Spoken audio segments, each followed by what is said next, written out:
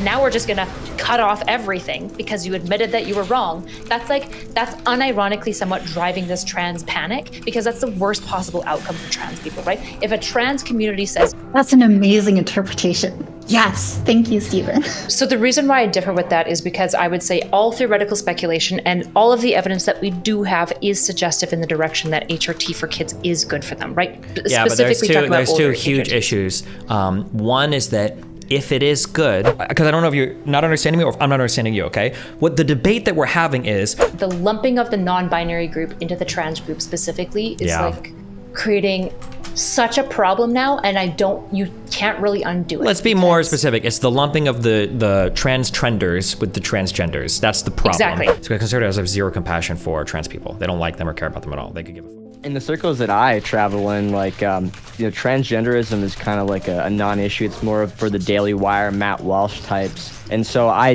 do not know all the studies, right? I'm not that well researched as I can see people on the panel are. What I would say though is, going back to puberty blockers, what we do know on the subject is that they are irreversible and linked to infertility. So I see a lot of talk about the mental health. I don't see a lot of talk about the physical side of things.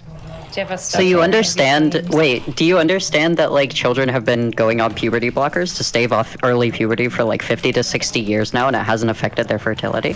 Okay, you know this, right? From the studies that I've seen, that's entirely incorrect.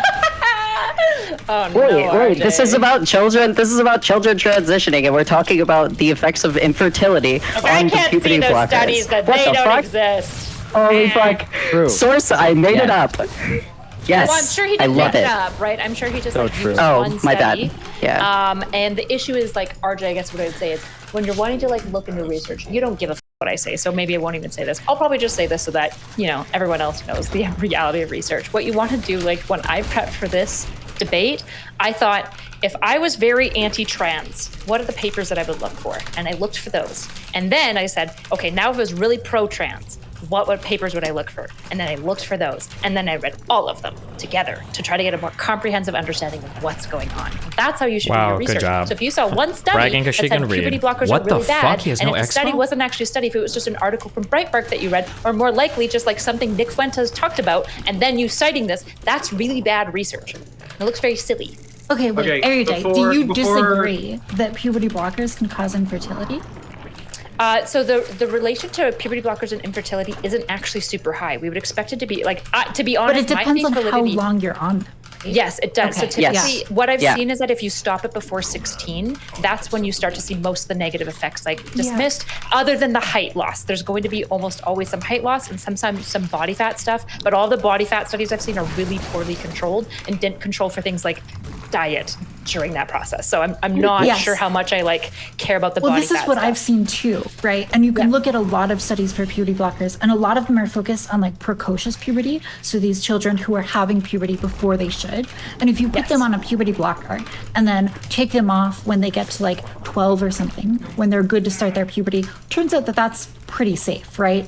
But that is not necessarily transferable to trans people who you're going to put on these blockers, sometimes for many years, instead where they don't have another sex hormone and they're in their adolescence. And then you're expected to continue on spironolactone or Lupron, one of these testosterone blockers, or the inverse for trans masks, for many, many years, for perhaps decades, right? Because that's a totally different story on the infertility side. And I think that is more risky. I don't think I've ever seen evidence of people being on puberty blockers for decades. If that's occurring, it's probably exceedingly rare. And I would say that sounds I've been on puberty blockers for 8 years, Could I have won that if I would have? My body will produce testosterone beyond the normal female range if I'm not blocking it. Although, to be clear, they're not technically puberty block. It's the same drug. I was going to say, is it? But but my understanding is it's for a slightly different thing. Yeah. Well, there are other ways to suppress suppress estrogen. It is a more delicate balance, but you can't do it just, monotherapy. And it doesn't work for every single woman. Right. That is true. Some people do have to use the puberty blockers, and that's really unfortunate because the damage that they can do to your liver particularly, I believe, I'm a humble remote spammer. is very, very Why the bad hell did you ban a humble remoter? This is unfair and nostalgically reminds me of the old days playing the unmentionable game with Moot. Also, there are bad side effects of these things. A lot of the maybe am I wrong about a lot of the puberty blocker side effects being able to be controlled with supplements? I do think that that's true, especially for like certain things like osteoporosis. I know that there's like ways calcium. to mitigate that. Yeah, I'm on a calcium supplement right now because Depo does that to your bones. Yeah, I just want to be clear that like when we're talking about puberty blockers and we're saying that they're very safe, a lot of that evidence is like in a very specific situation. Yeah. And if you are taking estrogen to effectively block testosterone, you're probably going to have a similar effect of like, this is why so many trans women sperm bank, for example. They have this like individual. Yeah, and RJ, it probably does feel pretty bad when everyone else is talking at an academic level and you're like down here at like high school or like middle school biology. Oh. It probably does feel pretty bad. I agree wish with that. RJ could do more than just offer a Fuentes If I could impression. I want to add one more thing to this. One of my very best friends, she's not trans, she's a cis woman, and just for various health reasons, she did not have puberty until she was like 17 and had to have it like induced, right? And the effects on her body have been really extreme. She's the tiniest person I know. She's got big personality, but the side effects with like bone density, it's not great for her. And I think something I've seen repeatedly from a lot of the reporting about how these gender clinics are operating is they don't have enough resources to basically go through and really give every single child the care that they need, looking at that bone density, taking tests, taking to the endo every single week, right? This is a reason we need to invest in care more. Because even having all of this science, it doesn't matter if your local clinic is so underfunded that they can't actually order the tests and process it, right? So I really do think this is a public health emergency. And my motivation for that is going to screen out kids that are probably not trans, right? Yeah. You said something I really agreed with that on Twitter, and this is a hot take, but you said, like, if we don't really get this pipeline better as far as giving children access to gender clinics, there's going to be a proportion of them, they're going to grow up and they're going to sue their healthcare providers, and it is going to be devastating for the trans movement overall. I fully agree with that assessment, and I think that's why it's so important to make sure we're meeting a higher level of science than we currently are. Next time I will invite Demon Mama and Do. Go ahead. Can I do a question? Please. I'm concerned when I watch basically I've had to dismiss RJ because he just isn't ready for the adult table ever. But the Turk is somebody that I actually know is much more pretty much good faith about a lot of these things. And I just want to be checking in because I think one of the worst things that I think could be the outcome of this conversation is to see a bunch of people who are left and pro-trans stuff biting all of the bullets of concerns and problems and limitations that we should absolutely walk away with and be concerned about, and your walk away would be see, trans kids shouldn't have access to any of these things. That would be the worst possible interpretation that you could have because it's unsophisticated. And this is the problem when it comes to resolving a lot of these trans related topics, is that if one side is willing to bite the bullets and then the other side says, great, thanks for giving us the reasonable bullets, now we're just gonna cut off everything because you admitted that you were wrong. That's unironically somewhat driving this trans panic, because that's the worst possible outcome for trans people, right? If a trans community says, yeah, these are the limitations, puberty blockers, these are the things that we don't know, this is the lack of evidence, and then a bunch of more reasonable, I'm not talking about the alt-rights, but reasonable conservatives go, great, let's take away all of your access to healthcare. It's this is why, in many ways, why we get such a reactionary left and a reactionary right, is because nobody's willing to bridge and bite the bullets in between, right? And that's why I'm glad I'm here, because you could take the exact same arguments and apply it to the exact same people that are making your types of policy decisions, and they're going full throttle in the other direction. So it's like, I agree. I agree. That's why I'm biting those bullets. I agree that there's a problem with what the left is doing and how we're like engaging with the policies and the rhetoric. I agree. Yeah, because from what I'm hearing in this panel, the validity, not the validity, but the quantity of data doesn't support the stuff that's being broadcasted across mainstream media, Twitter, all these other outlets.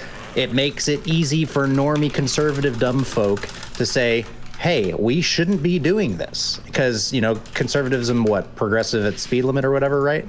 It's like, if y'all guys just slow down and like take this more measured and methodical approach rather than saying, nope, we got to go full bore, got to get everybody in there. That's where you're losing the main fighting chance that y'all are trying to get support for your thing. Because it's like, I appreciate all of y'all being open and having conversations. But as soon as y'all get onto Twitter and as soon as you engage with people that don't want to be open-minded towards these types of conversations, you instantly shut off the people that are watching those conversations and they say, nope, I'm not going to support you. So, but this is the bridge that I think needs to be built. And this is what, like, the human part that I think needs to be understood. I think it's understandable for a conservative to say, like, are we jumping the gun a little bit? And I would say, probably. The issue is, I don't know what... Someone get the clip. Yeah, the issue is, what do you tell the mom who's watching their kids slowly starve themselves and be anorexic for 7 years and wanting to kill themselves in a state where she can't get access to anything? Like, what do you tell that kid's mom? And this is like the human experience. When conservatives are saying slow the gun, they're talking about an ideological experience of something that they disagree with at an idea level. What progressives are often talking about is human lived experiences of watching people that they love kill themselves. And so it's like, this is where they're like, I honestly like implore like the conservative compassion, saying like, when you're talking about like slowing down, what you're telling people is your kid doesn't matter as much as this idea does. And I understand at a societal level why you're saying this. The issue is that at the individual level, there must be compassion in that messaging. Otherwise, all progressives are hearing is fuck your kids, I hope they die. That's and here's the thing is that I think that your language being so hyperbolic is part of the problem. Like, we've gone back and forth so much on these studies, and I feel like we both have like a pretty well-grounded understanding of where it's at. And I don't think that like we are talking about this extreme life and death.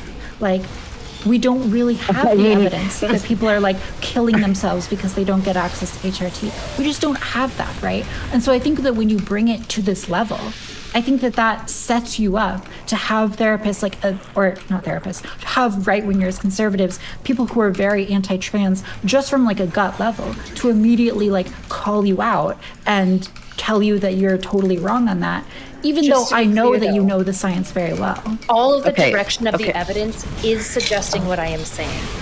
We are in many cases, because all of the suicidal ideation, when people experience the decreases in suicidal ideation in like the populations that were better studied, one of the main things that they cite is the happiness that they experience after the transition. And a lot of people, when they are suicidal, gender dysphoria is the most important thing that they cite that is driving them to kill themselves. But to be clear, specifically with suicide, that is like one of the metrics that we have the least evidence for.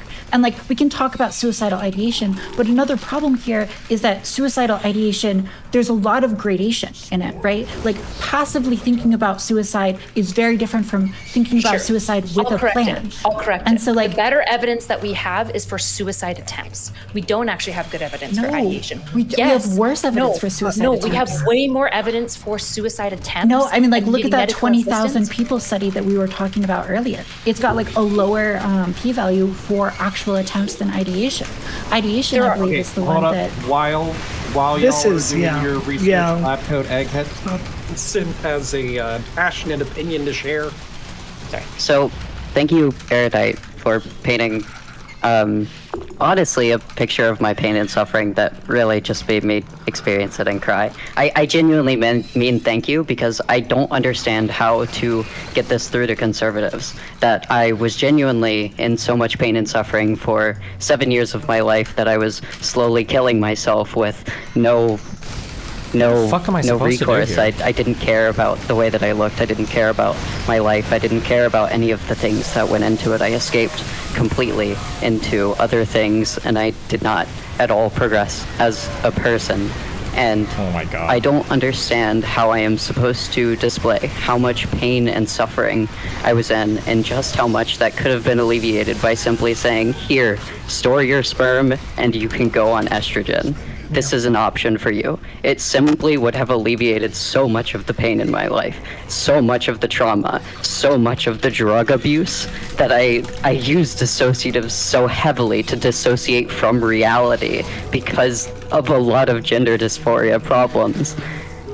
And I don't understand how to get this through to people. I don't understand how I can actually get them to be compassionate, because RJ is just sitting here fucking grinning at my pain and suffering.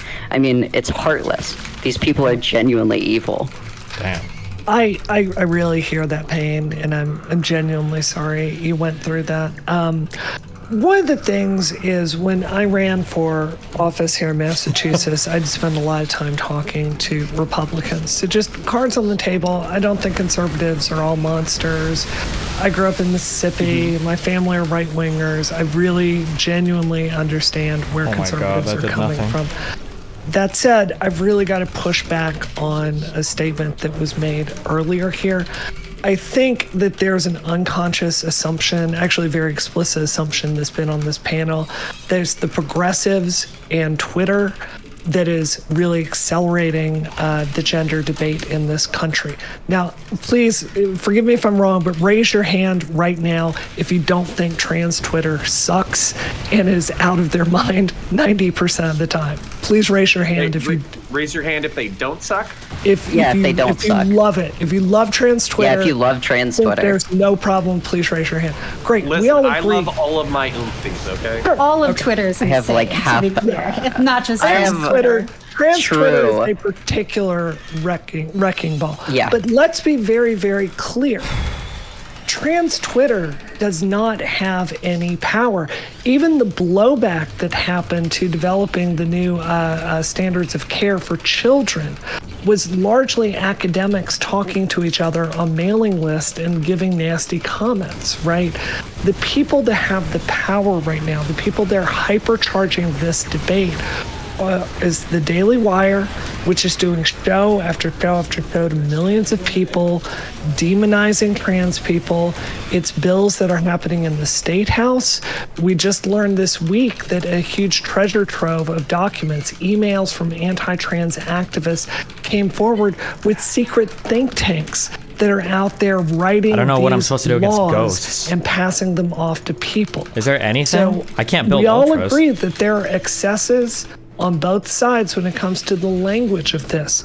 I would posit to everyone on this panel, when it comes to attacking trans civil rights, when it comes to criminalizing the decisions that someone can make with their doctor and healthcare provider, there's one side of the country that's doing this. I feel like I can't do anything. And it's not trans. This is so fucking stupid. Oh my God, I hate this matchup. I just find it funny that he's just like slowly turtling out. I can't like pressure. Segment of a social media platform is not the one that's driving any of this. This social media platform is feeding into other social media platforms, and other social media platforms merge into other platforms. This information is coming out from all different aspects, and it's being shared and propagated. So as much as you don't think that Broodlords feel so horrible. Is a large component of this, it is a component of it, and it unfortunately explodes. Like I'm gonna use Broodlords, but they just get sniped by the ghost or killed by the... I agree with you. Hold on. I agree with you. In fact, I said earlier in this debate, I think the messaging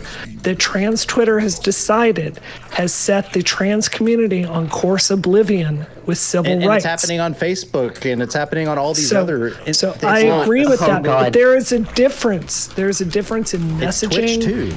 And there's a difference in actually writing bills and criminalizing healthcare. Yeah, because those are two different. It got to all the boomers that are actually now worried about it. Okay, so I just want to go back a little bit and pause. So when we're talking about suicidal disparities, Taff, I apologize. It was one study that I don't think I had sent to you yet. It's by Toma. I'm not sure if you've seen Brian C. Toma, 2019. That's the main one that I'm citing that I think did a really, really good job of breaking apart the different groups of cisgender versus transgender and did a really good job of analyzing them. Obviously, you can go through, I know you're like just getting it sent, so it's going to be a little bit different, but when we look, if you go all the way down to table 4, that's the one that I'm focusing on. And if we have like an odds rate, it basically, I don't want to have to explain odd ratios. If anyone will just grant me that I know what I'm talking about when I'm saying odds ratios, what we see is that for both suicidal ideation and attempts, transgender women were the highest, like overall doing this. They were vastly out, like ideating and attempting. And then the next under them was transgender men compared to cisgender of both of those things. Yeah, to be clear, I absolutely agree that these people have much higher rates of suicidality, and that's definitely like very well-founded.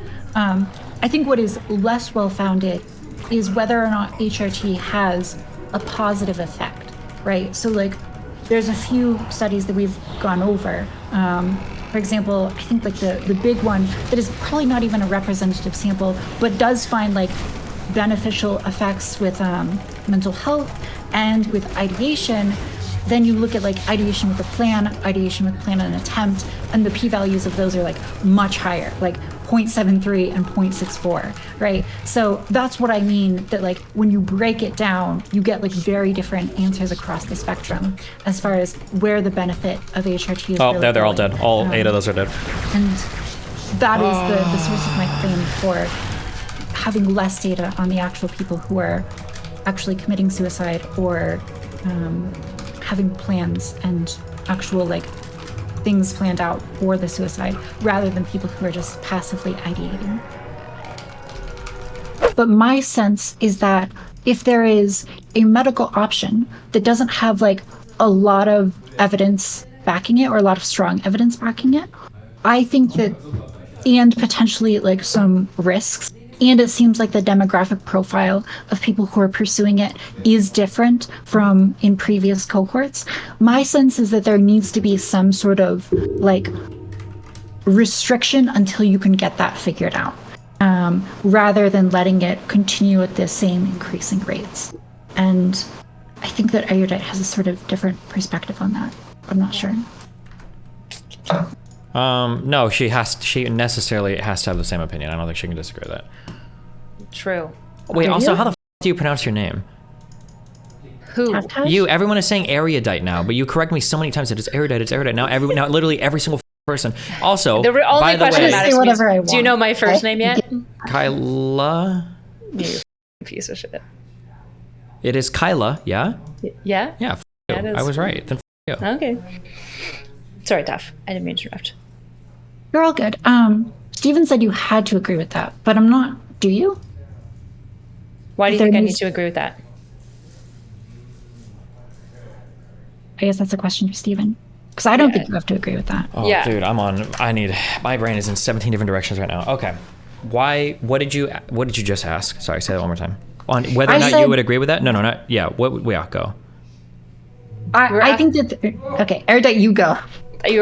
So she outlined basically her concerns about the limitations of the research and why basically as a response she's basically like landed at her position that she has, and you said that I must then agree with that, correct? Yeah, the main point that she was saying was that the evidence right now for transing kids is pretty weak. So to have this implemented as like a standard of care is probably too far, but like experimental treatments or used in studies or research is probably fine. I think we probably all agree on that.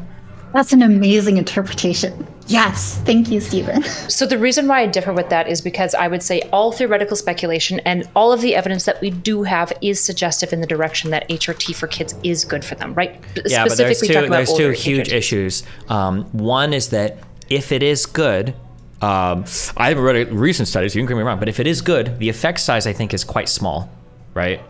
So it depends on the study that you're talking about. A lot of the effect sizes, like if you're talking about like a De Vries in 2014, for example, and which is the Dutch model, for those who aren't sure who that is. In the De Vries model, they did this selection bias necessarily to try to limit confounding factors. So they selected for kids that had basically no comorbidities with other mental health disorders. Yikes. And were in many ways kind of some of the, like the least severe cases of individuals, and then measured whether HRT affected them long term. And there's a number of really positive effects on HRT.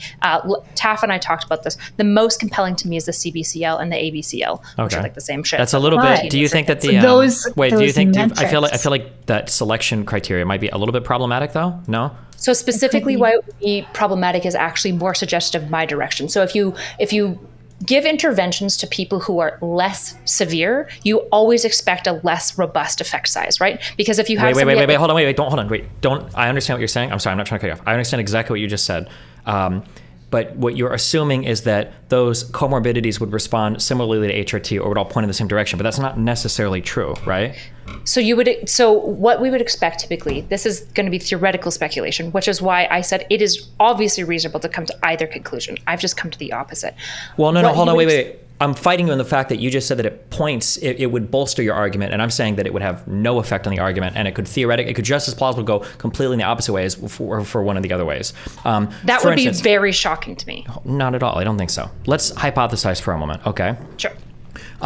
We have a large group of people, okay? And we're going to axe out 90% of them with comorbidities to see if HRT is an effective method of treating this particular gender dysphoria, whatever the they're treating, right? Transness, I guess, right? When we do that, we see that the effect is big, and we see that it's statistically significant.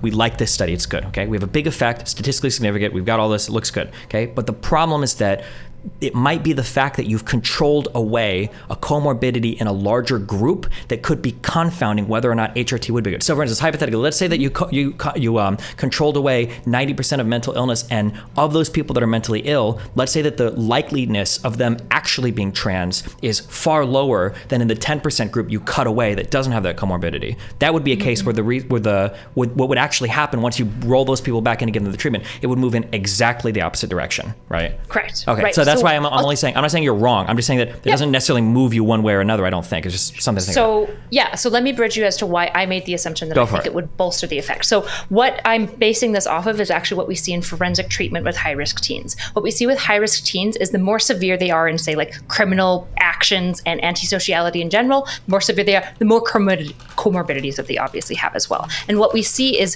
what we used to do is control similarly to this De Vries study, where you have the least kind of comorbid complex teens receiving treatment, and you'd have pretty minimal effect sizes, and that led the entire forensic field to assume that basically giving like rehabilitative justice to kids was pretty low in effect size, kids and adults. And what we actually found is that when we expanded this to include high comorbidities, and then we did lots of research, like tons and tons of data to basically look at whether or not rehabilitation on these complex teens was actually beneficial on like later recidivism and stuff like this, what we saw is that actually the effect size that was so small that it was clinically non-significant and statistically non-significant grew, because you were including a much more severe group of individuals into your case study, and then the effects of the treatment were more effective. I understand what you're saying, but the effect there, the problem is that we're talking about recidivism and children like committing like violent crimes and stuff.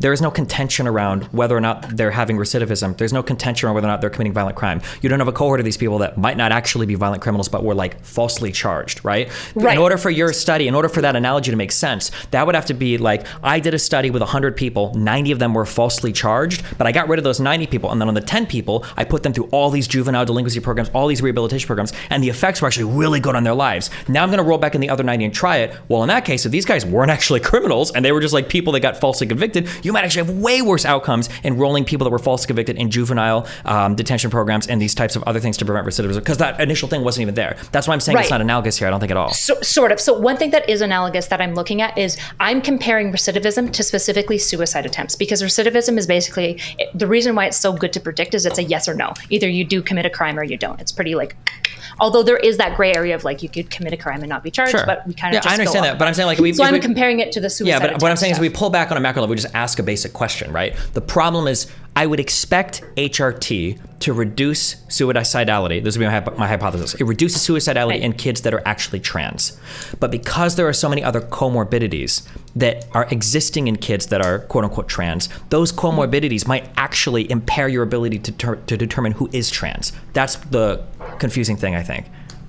Yes, I would and it agree might be, with and that. then that. So I understand you're saying the sample population. Yeah, exactly. And the second thing that comes in is that the cohort has changed dramatically from sad, lonely people that are murdering themselves because they feel horrible to like. 80% of trans people today are NBs with pierced noses and blue hair on college campuses that are all AFABs. And that dramatic change in cohort is also indicative that there's and I think that was the reason why I think it was Sweden, right? That dropped, or was it the UK that dropped their... It was Sweden, Finland. Finland, yeah, okay. The reason why they dropped it is because the cohort is changing so much that it's like, ooh, hold on, well now we're not sure anymore.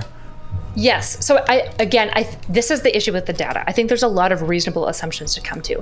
It's possible that mine is unreasonable. I'm not seeing it, I suppose. When I look at, for example, like the Andrews 2022 study, where you've got this clumping of basically trans kids and non-binary kids all together, I agree that this doing this kind of this confounding thing. What I'm saying though is that I suspect that if you cleaned that up and you took kind of the most severe cases of trans individuals, it wouldn't be surprising to me, and it would match all of our theoretical speculation about gender dysphoria, and it would match in my understanding of the adult samples, it would match more what we're finding in adult populations, that the more severe cases of people who have lots and lots of gender dysphoria, they're probably what we would say like quote unquote the most like actual trans, these people are actually going to probably benefit the most from HRT, and therefore it's going to be affecting our effect sizes in the direction I'm suggesting. Yeah, hold on, wait, we gotta get, wait, the study doesn't matter. I'm sorry, hold on, the study doesn't matter. We need to get our brains aligned here on this, on the actual like research part of this, okay?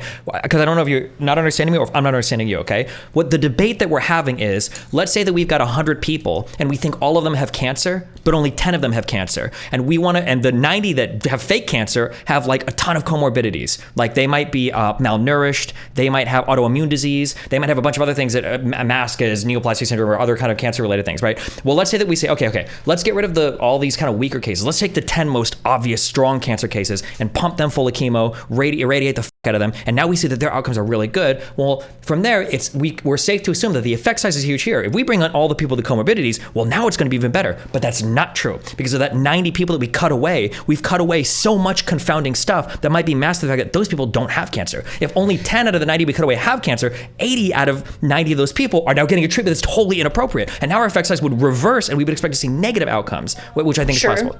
So I understand. The okay. issue is, unlike cancer, we're talking about mental illness. It is wholly possible that HRT will be used on an individual who has the quote unquote fake cancer, and they will improve, because more about what has to do with like mental well-being is your interpersonal experience. So this is a whole other confounding factor, which is that if you believe that you're trans, even if say by some magic one, we find out you literally are not, it is still possible that HRT will have positive benefits for you because it's mapping onto what you feel like you need, and it's creating a more cohesive. But I think that would probably be a I don't know if there's a name for this in research where you create a positive outcome that is undesired. I think that would probably not be an outcome that we would shoot for. There's two problems here. There's two problems, okay? And we're kind of speaking past each other because two things are happening right now, right? In the study that sparked this discussion, the effect size was small. And the reason why it was small is because the cohort of people that was selected for it was so carefully selected that they didn't have a lot of mental health issues in the first place. So part of that is you're probably selecting people who are going to benefit a lot, that are like actually trans in Destiny's example, but you're also selecting people who are just like, their benefit is going to be relatively small, which is what Erudite's saying. And what she's saying is like, to her point, like you can't really improve that much. So if the effect size is small, that doesn't really mean that it's like going to be small for everyone. It just means that like for these people who are very well selected, both for transness and also for like general mental health and well-being, the effect size is small, right? So like you're both kind of correct, but you're like touching on different parts of the selection process. Yeah, I would agree with that. Which is why this is the issue that I get to at the very end of the debate. I'm not sure if you watched it, which is, what do we do about the policy, right? When I think it is reasonable to presume that HRT maybe isn't benefiting kids, and I also think it's reasonable to presume that it is, right? The data is just so messy across the board, which is why like I don't even understand the SOC8. It's like blowing my mind. I think that's great. I think it's fine. It's a cutting edge new treatment for a cutting edge new social phenomenon. I would expect the data to be all across the board. But I think the reasonable thing to do is that's then not implemented as policy at the country level or whatever. And instead it's reserved for like, these are experimental research things. If all else fails, or if there's some special selection criteria that you go through, just like how we would test any other drug under phase 2 or phase 3 trials, you would go that route. That's what I would. Or if people are willing to enter a study that like they know that there's a chance that they're going to be, put into the group that gets therapy, and then they also have a chance of being put into HRT, right? Like if you are restricting it to people who are going to allow you to study them, that's a great way to get data, and also, to make it so that there's a little bit of control and restriction, so you're not just shuttling everyone down the same path. Sure. I guess the part that I have a really hard time biting is that all of the evidence and theoretical speculation suggests that HRT should be beneficial specifically to trans individuals. And so like, I'm not talking about maybe like major medical interventionism at 16 where you're like doing like major surgeries. I think that that's probably not a very wise idea, but I don't know how I stand on the side and say like, we probably shouldn't like allow people to access, especially if it's like between doctor, parent, and like specialists saying that like, we shouldn't be allowing kids on like puberty blockers and stuff like this, because like, I agree that the research is in its infancy. The issue is, in my estimation, all the theoretical speculation suggests that it should be beneficial, and the like crappy data, albeit crappy, but the issue is like, just because it's crappy doesn't mean that it's not suggestive of a direction. Sure, but while that's true, I think that you have to keep in mind on the research side, everything you're saying is fine, but when we come over to the policy side, we have to be very, very, very careful going down a potentially bad road, right? Yes. Because if you push a little bit too hard, the whiplash might break your neck, right? If we do start to get all these stories and all of a sudden you're getting a ton of people coming out saying like, oh, like I thought I was trans, now I'm 26, I don't. It got into the surgery stage, like I took puberty blockers, blah, blah, blah, blah, blah. Like the blowback from that would be severe, I think, which is why the drug question and everything needs to be, I feel like, and I heard this even come up on your panel, and I feel like I've actually gotten most conservatives with this, and I could even be wrong, and I just don't know, and I fell prey to the conservative bias or whatever, but like it feels like this statement of like relentless affirmation is cancer, and it feels like that's pervasive in these communities of like going to like a gender therapist or whatever, that they're not there to be critical, they're not there to actually help you figure out what your problems are, they're there to say, yes, here are your drugs, you were trans, absolutely, I'm only going to relentlessly reaffirm you. That's what it feels like. And so part of the culture is that if you go against that, you're going to be labeled as transphobic, and that's like the politicization, right? Like, and I think both me and Brianna, like, I don't know. I think most reasonable people agree that the politicization is just total cancer, because it prevents us from actually addressing these issues and really having conversations about them, because no one wants to be labeled transphobic. But on like the other side, like we have people who have no knowledge of transness or medicine who are like weighing in just because they get like a gross feeling in their stomach, and that's like also just a complete disaster for the whole discussion. Yeah, no, I mean, I agree with all of these like hesitations, like absolutely. And this is why when I look at the SOC8, it sounds really good. And I do this bridge of, I know that there's oftentimes a very big gap between like what is recommended as treatment and what is like lived out. And I'm trying to balance this, for example, with like what the trans community is saying their experience is with getting care, which is that it's incredibly difficult. It's pretty much like cost prohibitive, like in and of itself, and that it can actually be decently difficult to get like access to this. What I don't know is, when they're saying prohibitive, do they mean that it's hard to get diagnosed with gender dysphoria to then get treated? Or is it just a really long wait time? Because like wait times in and of itself are like one thing, but what I'm really wanting to be cautious about, and I like echoed this caution, is that fake cancer group? Are we vetting them out properly? I think that that's a really important question. The other issue is that like, if someone's not satisfied with their gender clinic, a lot of times, at least in the US, you can go elsewhere, right? That's a problem with all of medicine, though, unfortunately, right? Yeah, but what it results in is that like, if you are trying to do a study, like you're trying to run a control group and like an HRT group, and you're trying to really figure this out, well, you'll ask like these young people, do you want to participate in this? And they'll just say no, and they'll just like go somewhere else. And that's why it's really hard to find participants for these more expansive, well-done studies. This is actually something that like came up in Britain, where they were trying to do these better experiments, and people just like weren't willing to do them. So I do think there needs to be like some sort of coordinated attempt to get better data, because otherwise people are just going to filter to whoever is going to write the prescription.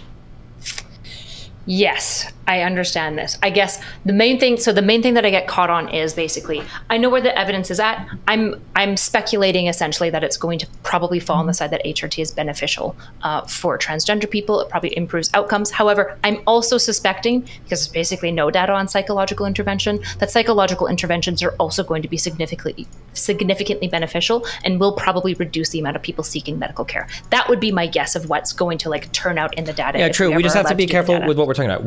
I think the problem isn't. I personally don't think that HRT is going to be beneficial to every single person who says they're trans. It's probably going to be beneficial to every single person that is trans, but our screening process for that right now seems to be not the best. I think that's the issue. And I think that's where the psychosocial or psychological interventions I think are probably more important, that need to be pushed more. But, and again, I can only go by what I read online. Like, it feels like there are a lot of trans people in communities that I read that, like, if a psychologist questions you, they label those doctors as transphobes. Like, I've seen for British people that they will call out. I think I see this on when I was doing my Keffels article, I ran into, I think there were Reddit posts on this even, where people like, don't go to this doctor, don't go to this doctor. Like, they'll ask you a lot of questions, they'll do this, like, do this doctor, they'll just like give you blah blah blah. Where if you even get a question about it, like, people push back on it, right? And then some people shortcut that process completely and just start ordering their drugs from Brazil. So yeah, that seems to be a problem that culturally we've kind of, and I always point back to this god awful, and I don't know if it's still popular, it probably is, that self-ID concept should have been killed in the craddle. The idea that ever became a popular idea for anything to do with trans is like fuck this whole process up so hard. Right. And Taff and I talked about this previously, but I think the lumping of the non-binary group into the trans group specifically is like creating such a problem now, and you can't really undo it. Let's be more specific. It's the lumping of the trans trenders with the transgenders. That's the problem. Exactly. It's the AFABs that want attention versus the people that actually have issues. Yeah. Well, clinically, when we're looking, so like one of the best articles, which even like Taff and I will still agree, there are issues with it, right? One of the best articles, the biggest issue with this article is that it's just labeling non-binary. And the issue is that there are a number of youth specifically who are trans but label non-binary because they're typically in a transition period of figuring out what the they are anyways, right? From my understanding of the title non-binary, it becomes a bit of like a safety holding net for people as they're trying to figure out. Yeah, because it's like people that call understandably, it's like people that call themselves though. Queer, right? You just like, I don't know exactly, I'm queer, right? Yeah. It's like exactly. Sure. Exactly. And so like when we're looking at like studies of like suicidality and stuff like that, we do see like heightened levels, for example, in kids who are on HRT tend to perform a little bit better on like suicidal ideation and stuff like that. Or Taff can correct me on which one it is now on this specific study. I don't know. I'm just not convinced that if you remove the fakers that we would see a decrease in effect size. I suspect if we remove the fakers, we would see an increase in effect size on like suicidality and HRT specifically. Well, I think we all agree with that. Yeah, we would all agree with that. If you remove the fakers, I would expect the effect size to dramatically increase. But that whole concept of like social contagion that conservatives and everybody are always fucking talking about, they're talking about the transtenders there. That's what they're worried about, right? Yes. Yeah, with the cohorts changing so much, I think it's legit to... I think it's slightly more complicated because there's probably some people, if gender identity disorder or dysphoria is on a spectrum, there's going to be some people who could probably live their lives and be okay with not transitioning, who, because they're exposed to the internet and all these people who are telling them, you need HRT or you'll kill yourself, this is really bad, etc., and etc. They're exposed to all of the social media that's going to inflame their body issues. These people, I think, are going to have really severe issues when, in a different era without the same social media use, or maybe with therapy, they could be fine without transitioning.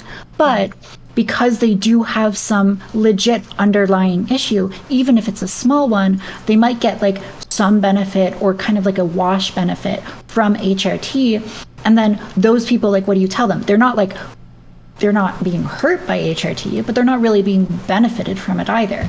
And so I think it's sort of complicated too, where you have people who have like half cancer in this scenario. Yeah, or they're getting a benefit, but it's like, should you be?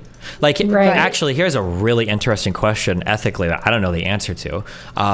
let's say that there was a person who, this is highly unlikely, I'm just going to use this example, but let's say the person who doesn't have cancer, but they truly think they do, and we put that person on chemotherapy. What if they have a rough chemo session, but afterwards, all of their health indicators are actually improved, and they actually do feel better after the chemotherapy? Like, the tea. Like, tea is just happy drug. Like, it's just like, if you inject tea into people, they feel stronger, because they literally are, and they often experience high levels of happiness. So when you're looking at like female to male transitions, right? One thing that you're gonna have to check for is how much of this is responsible just by tea, how much is because of gender dysphoria, and also how do we even parse these two things apart, and do we care to parse them apart? Which, at a policy level, if we're paying for it as a public, I imagine we would want to parse those out. At a private level, if it's privately paid, I imagine we wouldn't care that much. What is the answer to that, by the way? I don't know what the correct answer is. So if you give somebody a treatment that shouldn't work, but it's like effectively working as a placebo, like, do you continue to give that person that treatment? Is that ethical? Right. I mean, that was my original question, is like, how do we know what these comorbidities, if somebody has high levels of anxiety and like just body dysmorphia, because it's like a girl who really hates her body, she goes on HRT, she's getting T, so she feels fucking great. And so she reports that she likes her body after. The issue with the flexibility of the brain is like, probably at some point she would just like her body more because she feels more happy because she's taking T. And then the social factor too of like, if she wants to be a woman and she feels like it, and now she's identifying it as people are saying it, and now she's got like a whole new group of people she identifies with, and she's like, that could theoretically, I mean, if you can get like a normal middle class like brown Muslim in fucking Europe to join ISIS, I don't see why you couldn't recruit like a teenager to feel like, oh, like I'm trans now, and actually this does make my life feel a lot better. You know, that's possible. Yeah, like totally discounting the social contagion theory basically requires that you argue that teens are like vulnerable to social influence in pretty much every area of life, but for some reason like not for this one exception. And I think that's another big problem, is that if you have someone who's taking tea, they feel pretty good, they're in this honeymoon phase perhaps of transition, and they're posting pictures and like they're posting tea voice updates and they're flexing their muscles. People are seeing that on social media, and they're seeing like the best examples of that, of the people who are really doing good, and then that later encourages more people to pursue it.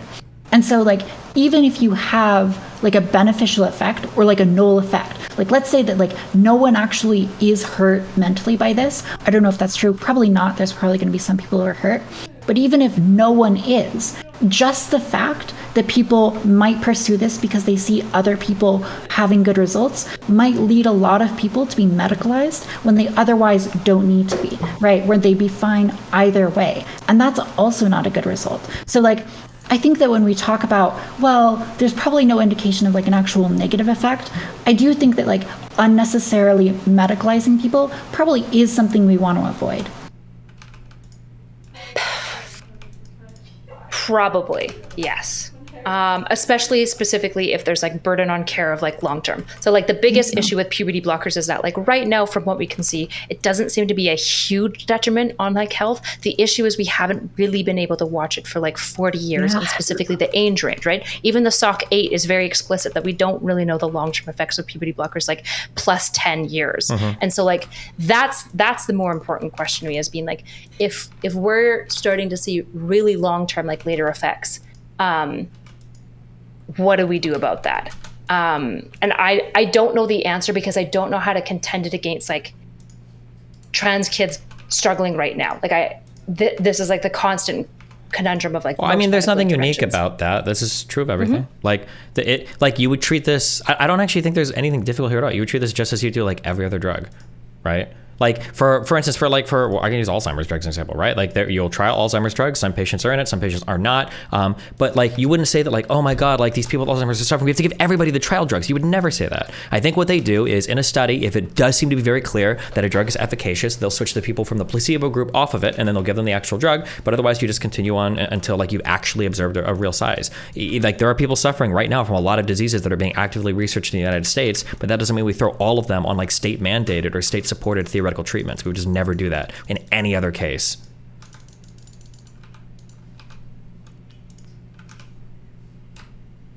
Yeah, I mean, that's reasonable.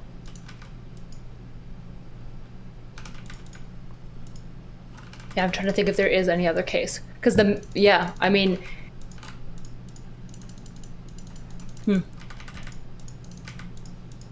I think the closest case I can kind of think of for limited stuff would probably be probably SSRIs.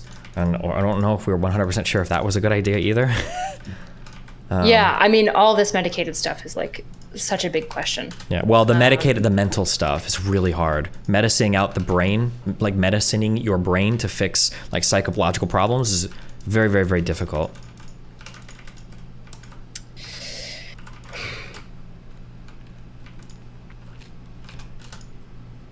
Yeah, I mean, that's true. That might be, like, I think, Taff, you were saying, like, specifically the language that I was using about, like the fear stuff is, then that, because you're basically pointing out that when I was talking about that might be, like, an issue in, like, the language that I'm using specifically, if I'm understanding you. Yeah. Yeah, I think that, like, when you build up the fear, I think it makes people sometimes more vulnerable to these things. Like if you're telling them that the only way they can survive is with this medication, I think it makes them a lot of times less likely to pursue other things that are going to help them. It kind of treats HRT as panacea. Though, to be clear, I think this is not a super big problem for you. It was just like one line that you said that kind of made me feel that way. Yeah, no, that's fair. I'm just trying to be good faith. Yeah, I mean, fuck. I mean, this is like the issue that I like the trans issue specifically is I have a really big soft spot for like the actual struggles that they experience. And so there's this element of like trying to impress the like lived experience of specifically No, I don't think so. I'm not saying I doubt you, but I'm saying that like, I think what we have to say is that like ethics exist in medicine for a very particular reason. And it's to make these types of difficult things like easier to deal with, right? So we don't have to do this on like a case-by-case basis. I think it's okay to have empathy for trans people that are suffering that might not be able to get attention right now. That's fine to have empathy for it. But the ethics exist to guide us to show that we should have empathy for the other side too. That there might be people that are genuinely like desperately seeking these drugs because they've been told that they need them, because they've been told that if they don't go on them, their lives are going to be miserable, because they know that they're trans, because one day they woke up and they felt alien in their own body and then their favorite creator online said they're trans, right? We need to have empathy for those people too. I think it's just harder to have empathy for them because they're used as like either conservative props so often or also to rant about that, it's really frustrating, I think, for a lot of people, especially detransitioners and people who have had bad experiences, that the only people who will reach out to them are conservatives. And so like I know this one person who ended up in this area where she was really talking about detransition a lot. And now she's surrounded by people who, and I don't know if I should be saying she, but they're surrounded by people who like hate them for now being like a gender non-conforming man, because the only people who would listen to them were conservatives. The only people who like didn't think they were like totally transphobic and evil for talking about this were conservatives. And then they find themselves in this really difficult situation where they're with all these people that now just hate them for a different reason. And that is something I deal with too, which is just really, really frustrating, is feeling like you have no home anywhere in the political spectrum because each person is going to find some reason to think you're like Satan or whatever. Yeah. No, I mean, I would definitely agree with that. I think like the empathy that is not shown to detransitioners or people like who have concerns, or the kids that, for example, like might be misdiagnosed and then set on like a pretty horrific medical like 10 years because like all of these surgeries are like super invasive, especially if you're doing like any of this genital reassignment. I think it's gross the way that it's treated. I think I get caught up specifically when I think about the way that I hear like conservatives talking about trans people. Sends off so many flags that, It's because the conservatives don't have a seat at this table because they have no compassion for them. Like the conservatives don't care. The problem is that like it's like it should be genuinely a question of like medically, ethically, like what's the best thing to do to help the most amount of people. But for conservatives, it's more a matter of like what fits my political ideology. That's where the conversation starts and stops with them. That's why it always feels bad to entertain ideas that even sound like they're conservative in nature for this. It's because conservatives have zero compassion for trans people. They don't like them or care about them at all. They could give a right. But for a lot of conservatives, like you can literally nail them down on this. Like, what if there was like evidence showing that these things were producing better outcomes for blah blah blah blah? And a lot of conservatives will just tell you, like I've had to tell people before, like, oh, I still wouldn't do it. Like I think a man is a man, and was like, okay, so you don't give a Like, you can masquerade as somebody caring about the outcomes or medical shit, but you don't really, because if the science showed another thing, you just wouldn't trust the study, you wouldn't trust the institution. It'd be the same way that they treat all the coronavirus vaccines. So yeah, it's that I think that's why it hurts so much to even like entertain this side of the conversation. It's because it's almost like ubiquitously inhabited by people with zero compassion for these people. Yeah, I mean, all of this, like, especially when I was going through the evidence today, one of my biggest frustrations is I'm not super interested in seeing like these alt-right like pieces of shit walk away being like, yeah, see, trans isn't real. And it's like, nobody's saying that. That's not at all what any of this is saying. In fact, what most of this evidence is weakly suggesting is that HRT helps trans people. Like, that's really what the evidence is showing. The issue is that there's a large gap in the literature about like psychological interventions and stuff like that that need to be like looked into.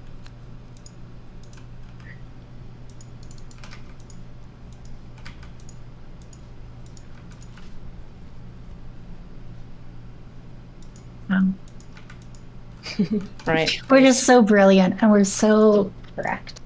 And all those dumb conservatives and progressives who are overstating their case, they're not like us. True. Feels good, guys. It does. Feels real good. Do you disagree? Go ahead. No, I agree. I just want to circle jerk a little. Oh, okay.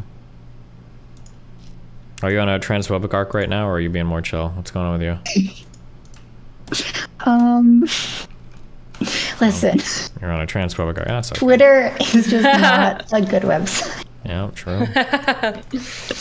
I will sometimes have bad takes and then compulsively defend them. And I should probably just that's the walk only way away to do it. And, Fuck and that. I could be like, you know what? I phrased that wrong. But like my little brain is like, no, double down. These people are fucking like annoying. And like you could make this argument. And if you are really bad faith, like you could actually like get out of this position. That's not the little brain. That's the big brain speaking. That's the big brain. Yeah. I don't know if she should be taking our advice from you right now. Holy shit. I've got the best Twitter presence ever, okay? Yeah. I will say, yeah, no, you are. I think I'm sort of like you in that I can deal with like an enormous amount of online hate. I've just like, it doesn't bother me that much. Then farm it. And so, so that's why like the part of my brain is like, yeah, be annoying. But I don't know. Not always good, because then you look dumb if you go too far. So issues. Just keep going. Okay, what would we do if we found out that if you gave people T, specifically like female to male transitions, even if it wasn't an actual trans issue, if it remedied most of the like major mood disorders that like a lot of these like much more severe, probably mentally, because if they're not trans but they feel like they're trans because they're so mentally unwell, then they're probably severely mentally unwell. What if we find out that T is one of the most effective ways to reduce these mood disorders? Do we transition them anyways? You don't have to transition them. Just take take it as like a fucking vitamin or something. Will it increase their crime? A vitamin of T? Yeah, put them on like a regimen like you would for whatever. Yeah, and we'd have to look at other effects like crime and shit too. Yeah, but well, like, what if the effect size is more robust than, for example, like anxiety meds? Because anxiety meds work and they are statistically significant and clinically significant, but they're actually not as robust as like we would like them to be, right? A lot of anxiety meds, a lot of people build tolerance and have to be like constantly upped and upped and upped to like maintain the benefits of the mood disorder being treated. Yeah, thoughts on that, Destiny? Yeah, like I said, I mean, if it's the best thing, you put it on a mood disorder. That's not unique at all, right? We already prescribe people like antipsychotics for some like cluster B personality disorders and shit. Like, well, the issue is if you prescribe them T, then they're also going to have like at least some secondary sexual characteristics that shift and change. They're going to put on more muscle mass. They're going to start growing body hair everywhere. Everyone should be a man. That's my position. Men are just superior. Sounds like a world I want to live in. No thoughts? Okay. Destiny agrees. His silence is agreement. Based. I mean, that's what you would. I mean, if there are like those other side effects, I mean, like, it's hard because you're asking me to conceive of a world where I'm breaking some of my fundamental assumptions about human beings. Like I would assume that humans can be happy and healthy as like men and women, and not everybody has to become a man. We're not literally in some biblical era where like the rib was taken out and we're trying to put it back in from like Adam and Eve or some shit, right? That's not what I'm talking about. I'm talking about girls who say, again, we've got a magic one, we can test, we go, yeah, you're literally not trans, you're just severely mentally ill, but they believe that they're trans. They believe that they're in their own body. They have high levels of body dysmorphia. And if we gave those individuals, so they're basically people who have fake cancer, but if you give them chemotherapy, all of their health markers will go up. What do we do with these individuals? Yeah, I mean, I'd imagine you'd give them the drugs, right? It just seems, well, if it is hard really to imagine robust, that would be like the best way to do it, but I guess if it was, that's what we do, right? Because the other question is like, if you can do this less invasively or with a lower cost, obviously you would prefer that. Or like lower dosage or something like that, yeah. Yeah. So like if you could get the same effect, but through psychotherapy, and the psychotherapy lasts, you put them through CBT, and that lasts like 3 years, and you have the benefit, and that lasts for much longer than like a lifetime dose of testosterone. That might be preferable. She's thinking. Yeah.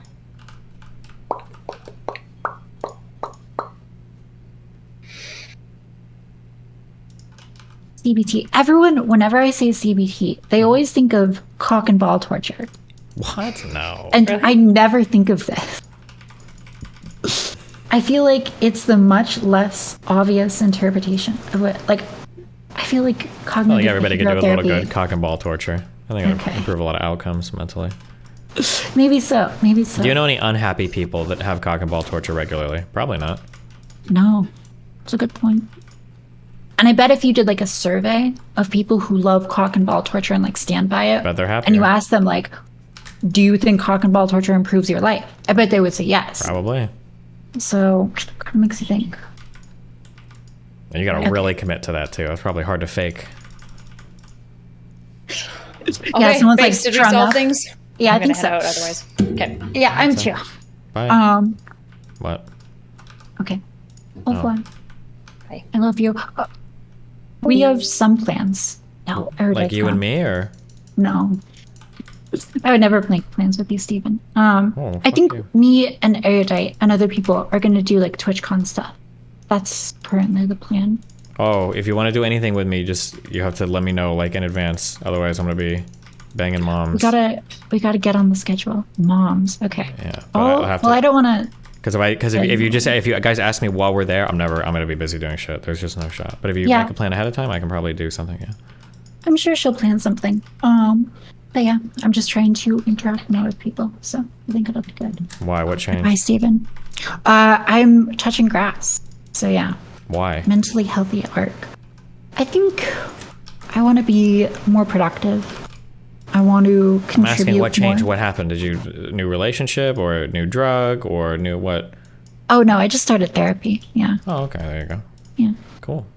And that's been good. So I feel like 2023 era of the mentally healthy Taff, who's going to have lots of based and well-reasoned opinions, and lots of people are going to still dislike them, but that's okay.